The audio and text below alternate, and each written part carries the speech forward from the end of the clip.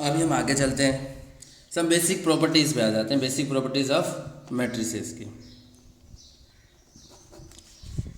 Basic properties कौन सी जो 10th class में मैथ्स पढ़ते हैं वैसी कुछ है। कम्यूटेटिव, कम्यूटेटिव मीन्स व्हाट, कि अगर मैट्रिक्स में A B equals to B A, ऐसे ही समझते थे आपकी X into Y equals to Y into X होना चाहिए, ये कम्यूटेटिव प्रॉपर्टीज हैं। तो मैट्रिक्स में ये ज़रूरी नहीं है, नॉट नेसेसरी। तो मैट्रिक्स जो है वो कम्यूटेटिव लॉ को फॉलो नहीं करता, it will matrix will not follow this rule. आपको ध्यान रखना है A B equals to B A हमेशा नहीं होगा, वो मैं आपको बताऊंगा भी सही आगे। एक दो क्वेश्चंस अपन ऐसे करेंगे जिसमें ऐसा नहीं होगा। Generally A B equals to B A नहीं आएगा, किसी किसी केस में आ जाएगा तो आप जनरलाइज नहीं करेंगे A B equals to B A होता है, नहीं, ये नेसेसरी नहीं है। एसोसिएटिव लॉ क्या होता है ये भी आप जानते हैं कि ए बी प्लस सी हो तो आप इसको इधर उधर कर सकते हैं, ए प्लस बी प्लस, इसमें कोई प्रॉब्लम्स नहीं होगी, ये फॉलो करेगा क्योंकि इसमें कोई इशू नहीं है ना। मैंने बताया था कि एडिशन में क्या होगा, ऑर्डर सेम होना चाहिए। अब ऑर्डर सेम हो गया तो पहले आप बी प्लस सी करो या ए को बाद में करो, उससे कुछ फ़र्क नहीं पड़ता। डिस्ट्रीब्यूटिव लॉ क्या है, ए बी प्लस सी है तो पहले आप एडिशन करो फिर मल्टीप्लाई करो, या आप ए बी प्लस ए सी करो, कोई प्रॉब्लम नहीं, दोनों ही सेम ही आएगा क्योंकि ये करने के बाद भी ऑर्डर मैट्रिक्स का चेंज नहीं होता है। अगर ऑर्डर चेंज नहीं हो रहा है तो प्रोडक्ट में भी कोई इशू नहीं आएगा, वो यहाँ पे भी यही रहेगा। समझ में आया कि नहीं आया? ये एकदम बेसिक प्रॉपर्टीज़ है। इसकी कुछ प्रॉपर्टीज़ और है जो मैं अभी थोड़ी देर बाद बताऊंगा आपको। अभी इस पर क्वेश्चंस करते हैं। अभी देखिए क्वेश्चंस में लिखा हुआ है कि if A B are commutative, अब उन्होंने दे दिया कि ए बी आर कम्यूटेटिव है। अब commutative means A B equals to B A, ये उन्होंने दिया है। मैंने बोला है ऑलरेडी कि ये हमेशा ज़रूरी नहीं है, बट अगर दे दिया है तो हम ले लेंगे क्योंकि किसी किसी केस में ये होता भी है। तब आपको प्रूव करना है कि ए बी की power N equals to B A की पावर एन इंटू ए होता है। तो अब हम क्या करेंगे, पहले एल एच एस ले लेंगे लेफ्ट हैंड साइड, पहले एल एच एस ले लेंगे। एल एच एस में क्या लिखा हुआ, ए बी की पावर एन, मीन्स ये A B dot B dot B dot B dot B लिखा हुआ एन टाइम्स लिखा हुआ है। अब आप क्या करो, इस ए बी की जगह आप क्या लिख सकते हैं, बी ए लिख सकते हो कि नहीं, बी ए, फिर पीछे जो रह गया ऐसे ऐसे।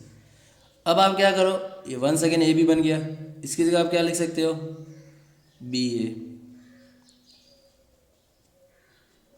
लिख सकते हो कि नहीं।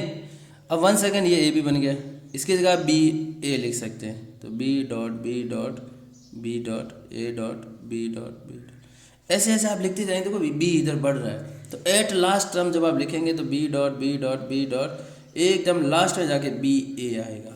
इसका मतलब इधर सारे के सारे क्या हो गए, बी, तो ये क्या बन गया, बी की पावर एन इंटू ए। यही आपको प्रूव करना था और ये है आर एच एस। समझ में आएगा नहीं आएगा? अच्छा क्वेश्चन है, आप ध्यान रखना, बोर्ड में भी आते हैं इस टाइप के क्वेश्चंस। ए बी की पावर कम्यूटेटिव दे दिया, नहीं दिया होता तो हम मानते नहीं कि ये होता है, क्योंकि मैंने ऑलरेडी बता दिया मैट्रिक्स ये फॉलो रूल नहीं करता है। तो आप अगर दे दिया है तो हम ले लेंगे, कोई इशू नहीं है। अब इसको सिंप्लीफाई करके सॉल्व कर देंगे।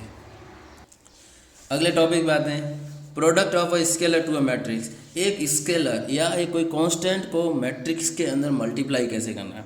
जैसे आपका ए मैट्रिक्स है जिसके एलिमेंट्स ए आई जे, ऑर्डर है एम क्रॉस एन का। अब आपको इसके अंदर किसी कांस्टेंट से मल्टीप्लाई करना है, ए को सपोज लेमडा से मल्टीप्लाई करना है, या ऐसा होता है ना, ए दिया रहता है फिर 2a पूछ लेता है आपसे या 5a पूछ लेता है, तो कैसे करोगे। तो लेमडा से मल्टीप्लाई किया, अब लेमडा क्या मैट्रिक्स के पास जाएगा, अब वो मैट्रिक्स के अंदर चला जाएगा, मीन्स हर एक एलिमेंट से ये स्केलर वैल्यू मल्टीप्लाई हो रही है, किसी एक से नहीं। क्या ना, मैट्रिक्स और डिटर्मिनेंट में यही डिफरेंस है, आप समझना।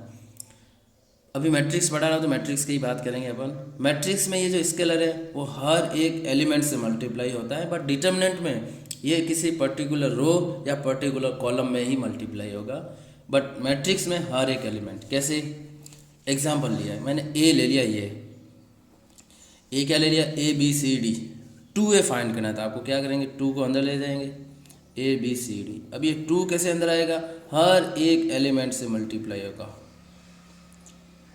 ये आप ध्यान रखें, खास बात है कि इसमें जो स्केलर वैल्यू जो होती है वो हर एक एलिमेंट है उसके साथ मल्टीप्लाई होगी। ये चीज़ आप ध्यान रखेंगे।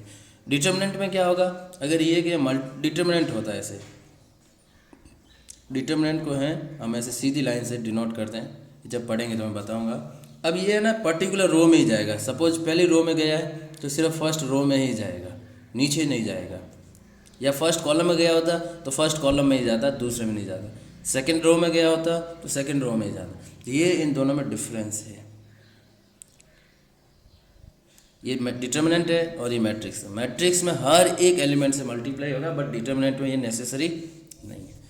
अब मैं आपको सम अदर प्रॉपर्टीज बताने वाला था, वो कौन सी, कि अगर कोई स्केलर को मैट्रिक्स के सम के साथ मल्टीप्लाई होना है तो आपको सम करने के बाद मल्टीप्लाई करो, या हर एक को अलग अलग करके मल्टीप्लाई भी कर सकते हैं, कोई इशू नहीं है।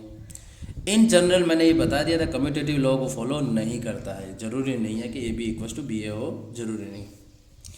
अब ये ABC हैं तो आप A × BC भी कर सकते हो, कोई फ़र्क नहीं पड़ेगा, क्योंकि ऑर्डर इसमें वही होगा जो सेटिस्फाइड कर रहा है। तो आप AB को पहले करो या BC को करो, कोई फ़र्क नहीं पड़ेगा।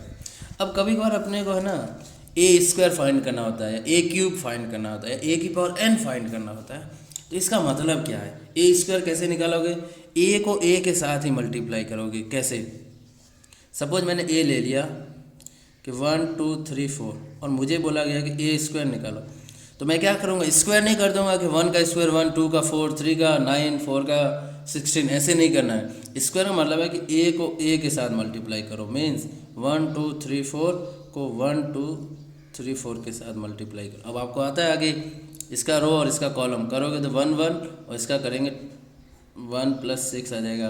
फिर सेकंड का सेकंड के साथ 2 + 8 आ जाएगा। इस टाइप से करना है कि मतलब उसी मैट्रिक्स को खुद के साथ मल्टीप्लाई करना है, ना कि आप सीधा स्क्वायर करके आ जाओ, हर एक एलिमेंट का स्क्वायर कर दिया। सर स्क्वायर ही तो बोला था, हमने हर एक मैट्रिक्स का स्क्वायर कर दिया एलिमेंट्स का। ऐसा नहीं करना है, खुद को खुद से मल्टीप्लाई करना। मल्टीप्लिकेशन आपको आता ही है तो आपको उस टाइप से करना।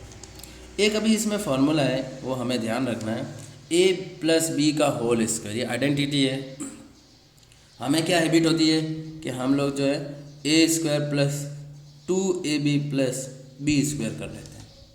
ये आइडेंटिटी यहाँ पे गलत है, क्योंकि ये तभी सेटिस्फाइड करता है जब ये मैट्रिक्स जो है कम्यूटेटिव लॉ को फॉलो करे। इसलिए हमें ध्यान रखना हमेशा कि A² + A.B + B.A + B² से इसको ओपन करना है। अगर वो कम्यूटेटिव को फॉलो करेगा तो यही वाला ये बन जाएगा, अगर नहीं कर रहा है तो नहीं बनेगा। हमेशा आप ध्यान रखेंगे, ये ऐसे मत ओपन करना। वेरिएबल में हमें आदत होती है कि x + y का स्क्वायर बोलना है तो x² 2xy y² कर देते हैं। यहाँ पे ये गलत हो जाएगा, आप ऐसे ही ओपन करेंगे। आज की लास्ट प्रॉपर्टी मैं बता देता हूँ आपको, एडिटिव इन्वर्स। अब किसी भी मैट्रिक्स का एडिटिव इन्वर्स का मतलब क्या है ना, कि कोई भी मैट्रिक्स है, सपोज A है, इसके अंदर मैं क्या ऐड करूँ कि वो 0 बन जाए। यही तो एडिटिव इन्वर्स होता है कि इसके अंदर क्या ऐड करो कि 0 हो जाए। तो भाई ऐसा करो ना, अब इसका उल्टा ही ऐड कर लो, A में -A ऐड कर लो तो ऑटोमेटिक है 0 ही बन जाएगा, है कि नहीं। अगर 2 है तो -2 कर दो, 4 है तो -4 कर दो। तो एडिटिव इन्वर्स किसी भी मैट्रिक्स का जो है वो -A मैट्रिक्स होता है, -A मैट्रिक्स। ये आप ध्यान रखें, बोर्ड में काम का होता है कि एडिटिव इन्वर्स फाइंड करो तो आप क्या करेंगे, उस मैट्रिक्स के आगे माइनस लगा देंगे और माइनस हर एक एलिमेंट से मल्टीप्लाई हो जाएगा। मैं आपको होमवर्क देता हूँ अभी। ये है आप लोगों का आज का होमवर्क जो आपको सॉल्व करना। आपने कल वाला होमवर्क भी भेजा नहीं था, बट आज सॉल्व करके आप विदिन टाइम सेंड कर देना।